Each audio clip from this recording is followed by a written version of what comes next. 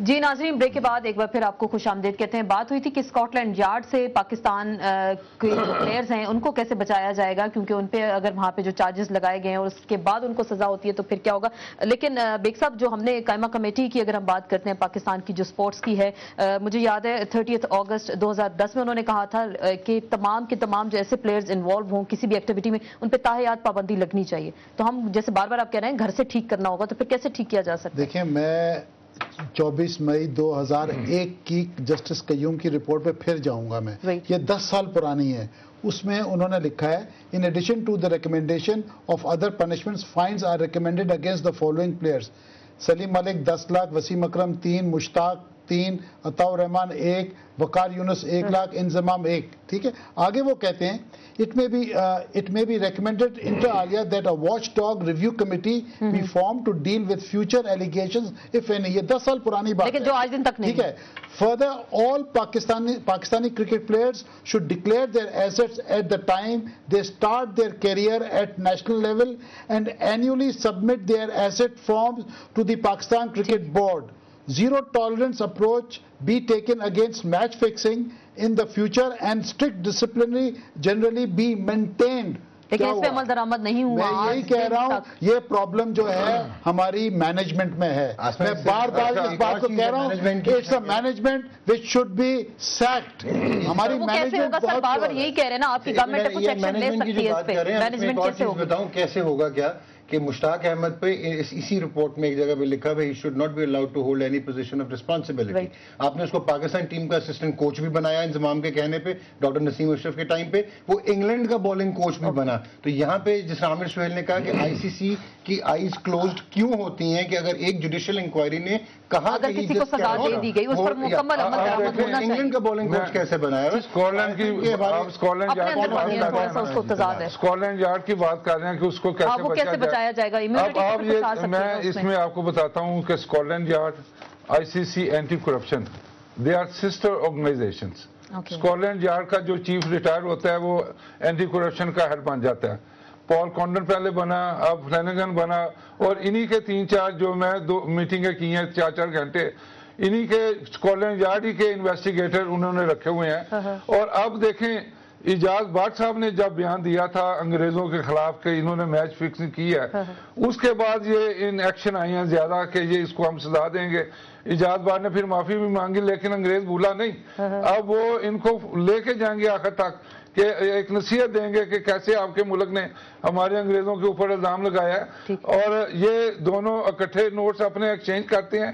اور جو Scott land yard نے چھاپے مارے، ان کے ٹیلی فون لیے، کرنسی وہاں سے برآمد بھی ہوئی تھی، اس کے بعد ان کے جو دوسری چیزیں لے کے گئے ہیں، اور اس کے بعد پھر یہ میجسٹریٹ سے باقاعدہ پہلے اجازت لی ہے. اس کو ایک چیز ویلیڈیٹ کر دوں، بات ان کی ویلیڈیٹ کر دوں کہ جو میٹروپولیٹن کا جو ڈیسیجن آیا فردر جرم وہ ایک دن پہلے آیا ٹریبیونل ہیئرنگ کے جو فیصلہ ہونا تھا. بڑی کوارڈینیشن بڑی اچھی اس میں لگ رہی ہے.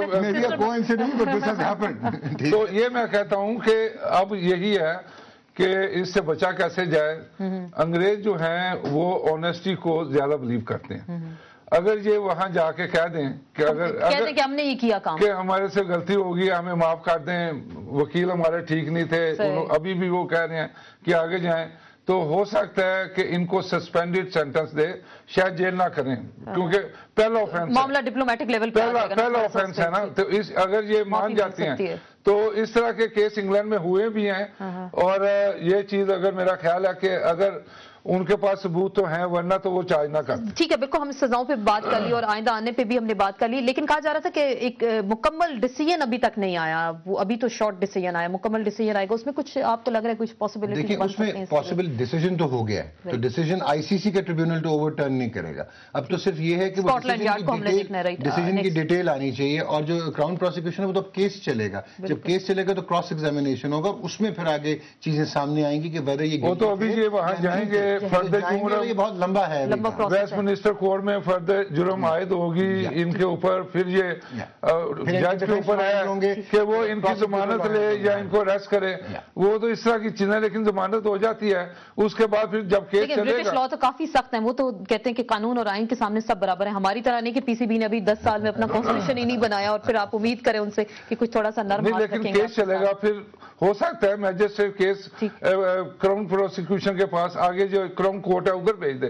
क्योंकि ये बहुत बड़ा केस है, ये मैजिस्ट्रेट से क्राउन कोर्ट में जाएगा, वहां फिर जाके इसका, और केस जो है वहां एक दफा लग गया वो लगातार चलेगा और उसके जल्द से जल्द आखिरी बात हम करेंगे, आखिरी बात सर, हम कैसे ठीक कर सकते हैं, अब आने वाले प्लेयर्स के लिए अब हम क्या कर सकते हैं कि वो इस तरह के काम ना करें। इनके साथ जो होना था वो तो हो गया, ये 3 प्लेयर मेरे हिसाब से दे आर हिस्ट्री। अब भी टाइम है पाकिस्तान क्रिकेट बोर्ड को रिवैम्प किया जाए, गवर्नमेंट को करना चाहिए और इससे सबक सीखना चाहिए फॉर फ्यूचर यंग क्रिकेटर्स कि देखें जी ये हाल होगा अगर आप इसमें इन्वॉल्व हुए। तो मैं ये समझता हूं कि this should be N eye opener for Pakistan cricket, for the government and for the Pakistan cricket board. और मैं ये समझता हूं भला इसमें है कि अब टाइम आ गया है कि पाकिस्तान क्रिकेट बोर्ड में एक नई मैनेजमेंट लाइए। आप क्या मुख्तसरन 30 सेकंड आप क्या बात करेंगे? ये सारी फाइलें, कागजात सदर पाकिस्तान से लेके हर एक तक प्राइम मिनिस्टर, चीफ जस्टिस, हर एक को लिखा क्रिकेट बोर्ड, लेकिन उन टच से मस नहीं हुए कि ये बात कम मुझे बुला के पूछ लें भी आप ये क्यों कहते हैं, तो अगर मैं गलत होता मुझे सजा दें। और अब देखें बल्कि यूं कमीशन ने पकड़ा, आप पकड़ा, उसके बीच में इजाज बार ने खुद पकड़ के छोड़े, तो ये सारी चीजें। लेकिन अब मैं कहता हूं कि फौरी तौर पे सदर पाकिस्तान को इजाज बार को फारिग करें और इंक्वायरी कमेटी बिठाएं कि इन्होंने ये जुर्म क्यों होने दिया है, जावर सईद और यूनस को ब्लैक लिस्ट करें। मैं आपको कहूं कि इनको तो फारिग करें और उसके बाद जो अगला लगाना है वो रोल लगाएं, पॉलिटिकल अपॉइंटी ना हो, और एक डॉक्ट्राइन ऑफ डिफरेंस को इम्प्लीमेंट करें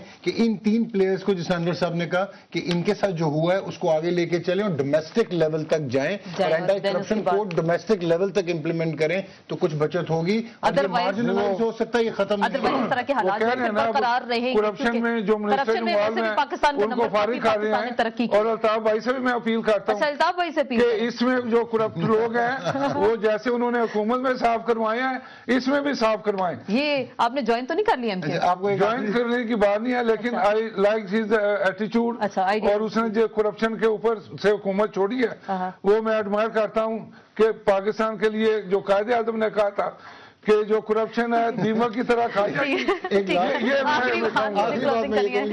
जमाने के लोग भी जालिम सिंह को सन्नू भी मरण दशोक सी। बहुत बहुत शुक्रिया अनवर बेग साहब, सरफराज नवाज साहब, डॉक्टर नौमान नियाज साहब आज के प्रोग्राम में गुफ्तगू हुई क्रिकेट में जो करप्शन है उस हवाले से। लेकिन जो बड़ी अहम बात हुई कि जस्टिस कयूम की रिपोर्ट पे अगर अमल दरामद हो जाता तो क्रिकेट में करप्शन ना होती। लेकिन वक्त आ गया कि गवर्नमेंट ऑफ पाकिस्तान खुद से अब कुछ एक्शन ले और पीसीबी की 80-9 उसकी जो है बॉडी बनाए और उसका जो कॉन्स्टिट्यूशन 10 साल से नहीं बना उसको बनाया जाए। और अगर इस तरह की सख्त सजाएं मिलेंगी तो आने वाले जो हमारे क्रिकेटर्स हैं उनके लिए भी ये हमारे क्रिकेटर्स कुछ निशाने इबरत होंगे, ताकि वो इस तरह के मुस्तकबिल में काम ना करें और पाकिस्तान की जो पूरी दुनिया में जग हंसाई इस तरह के वाकयात मजीद ना हो सके। इसके साथ ही इन सेशन से आसमा चौधरी को इजाजत दीजिए। अल्लाह हाफिज।